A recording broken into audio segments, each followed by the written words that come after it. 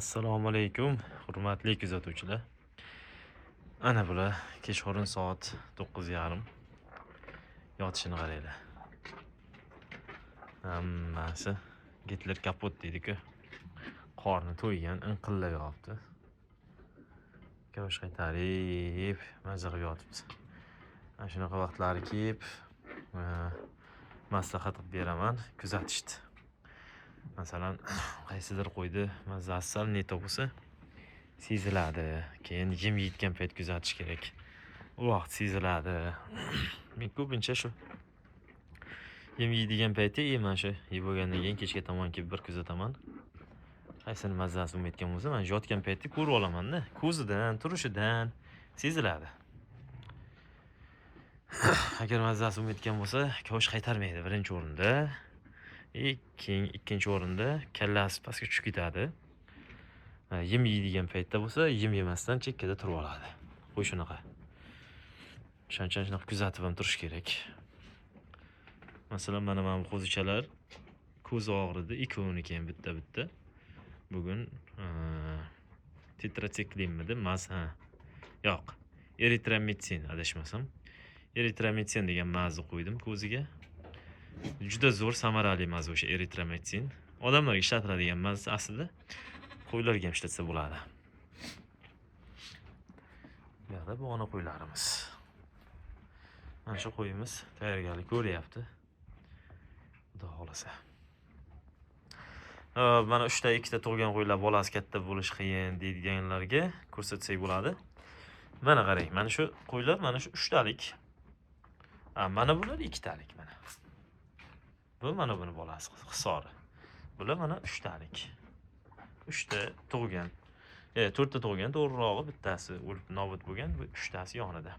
Katta bo'lishi bir xil bilan buni. Nimaga? Chunki yem ham beryapmiz. Biz yemga kirgan qo'ychalar yem yeyapti. Mana shu qo'ylarni umuman olganda qo'ylarni xo'p, boqish jarayoni bo'yicha seriya qilib video olishni boshlayman, xudo xolasa. Ya'ni qaysi vaqtlarda ko'paytirish kerak, qaysi vaqtlarda nima desa bo'ladi, bolasini ajratish kerak, qaysi oylarda qo'ylar tug'adi, umuman olganda qo'zichoqlarga qanday yem berish kerak, qachon samarali bo'ladi, o'shalar haqida seriyali qilib nima ishlaymiz, xudo xolasa video rolik. Ularni ham qo'yib boramiz.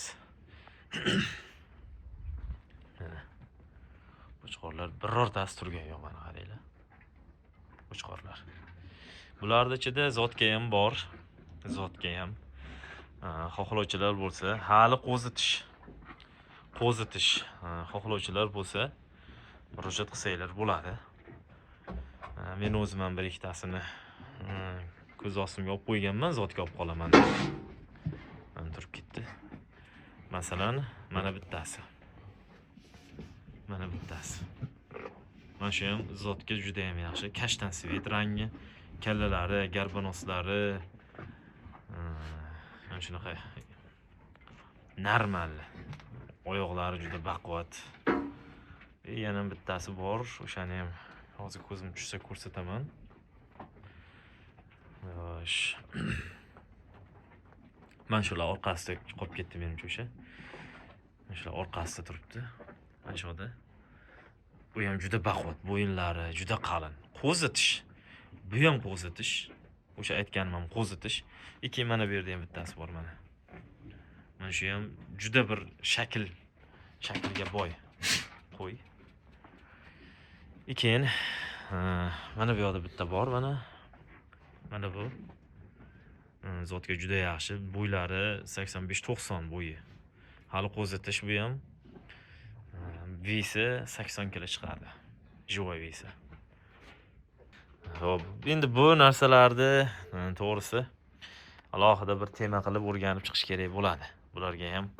Chunki bizgacha, bizdan oldingilar bu qo'ylar bilasiz, necha ming yildan beri mavjud. Bizgacha hamma nimasi o'rganib chiqilgan qo'ylardi.